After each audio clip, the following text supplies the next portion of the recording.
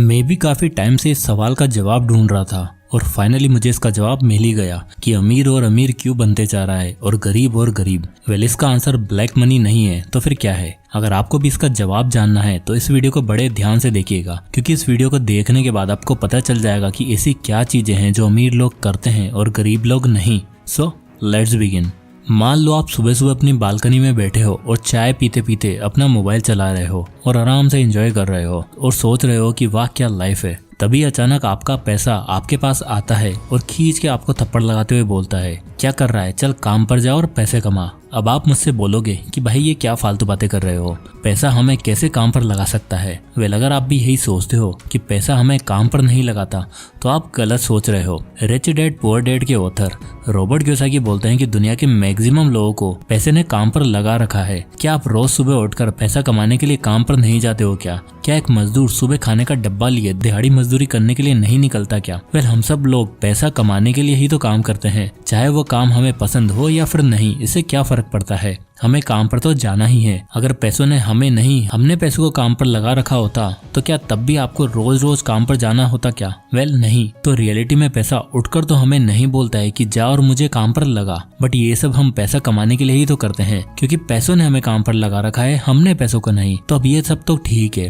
But हम आखिर ऐसा क्या करें कि हम पैसों को काम पर लगाएं और वो हमें नहीं? तो उसका जवाब है financial education. Rich dad poor dad by Robert Kiyosaki. ये किताब जाने कितने ही लोगों की लाइफ को चेंज कर चुकी है। इसमें रॉबर्ट कियोसाकी ने एक बहुत ही अमेजिंग बात बोली है। हमें स्कूल में, कॉलेज में, घर में, हर जगह दुनिया भर की फॉर्मल एजुकेशन तो दे दी जाती है कि एग्जाम में अच्छे मार्क्स कैसे लाने हैं, पास कैसे होना है, मार्केट में कौन कौन सी अच्छी डिग्री है, बट लाइफ की सबसे इम्पोर्टेंट चीज फाइनेंशियल एजुकेशन, इसके बारे में हमें कोई भी नहीं सिखाता। क्योंकि अच्छे मार्क्स, अच्छी डिग्री, आखिर इन सब का डेस्टिनेशन तो एक ही है ना, पैसा कमाना। तो हमें बचपन से डायरेक्ट ये कोई क्यों नहीं सिखाता कि फाइनेंशियल एजुकेशन क्या होती है? तो इसलिए रॉबर्ट कियोसाकी ने ये किताब लिखी थी कि जिन लोगों को फाइनेंशियल एजुकेशन ना पता हो उन्हें ये बुक पढ़कर फाइनेंशियल एजुकेशन सिखाई जा सके। और इसी बुक से मैं आपको कुछ अमेजिंग कंसेप्ट सिखाने जा रहा हूँ। तो वेल, रॉबर्ट बोलते हैं कि फाइनेंशियल एजुकेशन को समझने के लिए आपको ये जानना होगा कि दुनिया में पैसों को लेकर 3 तरह के लोग होते हैं। पहले पुअर पीपल, दूसरे मिडिल क्लास और थर्ड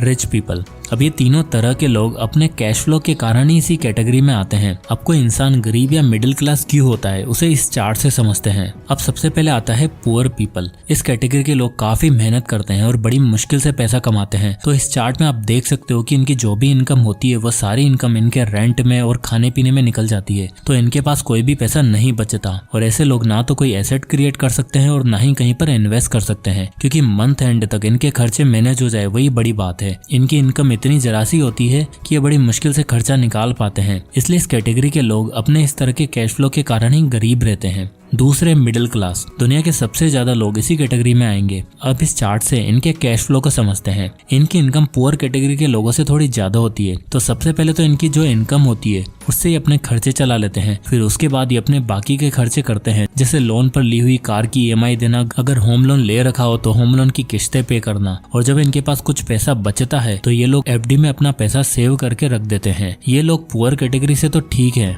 बट ये लाइफ टाइम मिडिल क्लास में ही रह जाते हैं, क्योंकि इन्होंने अपने ऊपर लाइबिलिटीज ही इतनी ले रखी होती है, जैसे दुनिया भर के लोन ले लेना, जिससे इनकी मेजर इनकम इनकी लोन की किस्तें भरने में निकल जाती है और लाइफ टाइम ये पैसों को लेकर स्ट्रगल करते रहते हैं। अब आते हैं थर्ड रिच पीपल। ये लोग जो भी कमाते हैं उन पैसों को काम पर लगाते हैं और उस पर मिले रिटर्न पर ये लोग अपने खर्चे चलाते हैं। ये सबसे स्मार्ट तरह के लोग होते हैं, क्योंकि इनके ऊपर कोई भी लाइबिलिटीज नहीं होती और लाइबिलिटीज ना होने के कारण ये अपने पैसों को काम पर लगाते हैं, यानी कि इन्वेस्ट करते हैं, जिससे कि इनका पैसा अपने आप ग्रो होता रहता है और इन्हें रोज रोज सुबह उठकर ये सोचने की जरूरत नहीं पड़ती कि आज पैसा कैसे कमाएंगे, और बहुत ही आराम की जिंदगी जीते हैं। तो हमने तीनों कैटेगरी के लोगों को देख लिया है कि उनके कैश फ्लो के कारण वो किस तरह अपने पैसों को मैनेज करते हैं। अब हम ये जान लेते हैं कि जो अमीर लोग हैं वो अमीर और कैसे होते चले जाते हैं। तो उसके लिए सबसे पहला पॉइंट आता है they know how many works, यानी कि जो अमीर लोग हैं वो जानते हैं कि पैसा काम कैसे करता है। ऑथर रॉबर्ट कियोसाकी बोलते हैं कि one reason why rich entrepreneurs are getting richer is because they have extremely high financial आईक्यूज।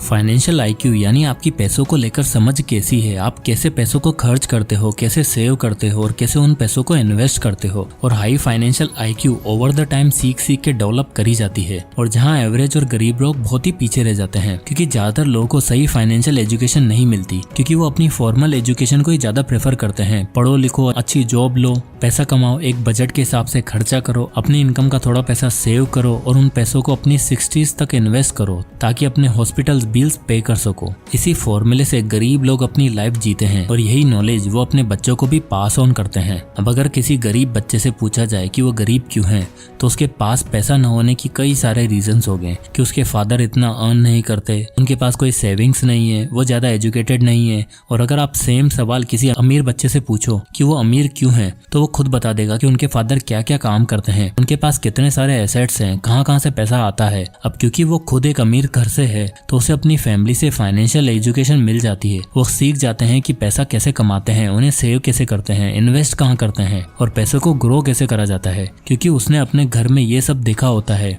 यही रीजन है कि हर जनरेशन के साथ उनका पैसा और ग्रो होता चला जाता है। अब एक्सेप्शन हर जगह होते हैं, पर ऑथर के अकॉर्डिंग फाइनेंशियल लिटरेसी ही वो सिंगल सबसे मेन रीजन होता है जिससे अमीर और अमीर होता है और लैक ऑफ फाइनेंशियल नॉलेज की वजह से गरीब और गरीब होता चला जाता है। अब ऐसा नहीं है कि ऐसे लोग कभी अमीर नहीं बन सकते। जिन्हें अपनी फैमिली से फाइनेंशियल एजुकेशन नहीं मिलती, वो खुद ही पैसे के बारे में सीखते हैं, बुक्स पढ़ते हैं, ऐसी वीडियोस देखते हैं, मिस्टेक्स करके और उनसे सीख कर वो खुद को फाइनेंशियली स्मार्ट बना लेते हैं और इस पुअर क्लास से रिच क्लास में जंप कर लेते हैं। और वो जो कुछ भी सीखते हैं वो अपने बच्चों को भी ये एजुकेशन पास ऑन करते जाते हैं। इस तरह से हर जनरेशन के साथ वो अमीर होते जाते हैं। नेक्स्ट पॉइंट जो अमीरों को और ज्यादा अमीर बनाता है वो है they are better at tax game, यानी कि अमीर लोग टैक्स के गेम को बहुत ही अच्छे से खेलते हैं। 12 साल की उम्र में रॉबर्ट कियोसाकी अपने रिच डैड के साथ एक बीच पर घूम रहे थे। तभी उनके रिच डैड समुद्र के किनारे एक बड़े से घर की ओर पॉइंट करते हुए बोलते हैं, रॉबर्ट देखो वो बड़ा सा घर दिख रहा है, वो मैंने अभी खरीदा है।